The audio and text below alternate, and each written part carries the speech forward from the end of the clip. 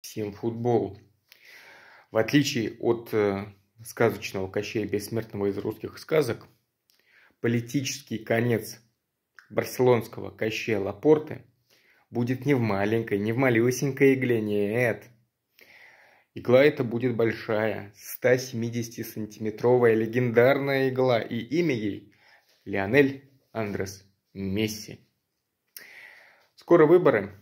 В конце сезона этого выборы будут на пост президента Барселоны.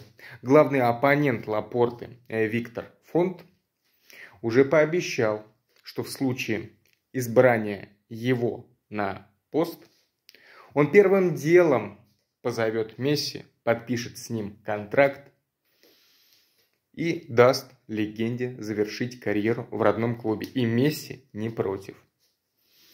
Я думаю, все. Лапорта аут. Физкульт пока.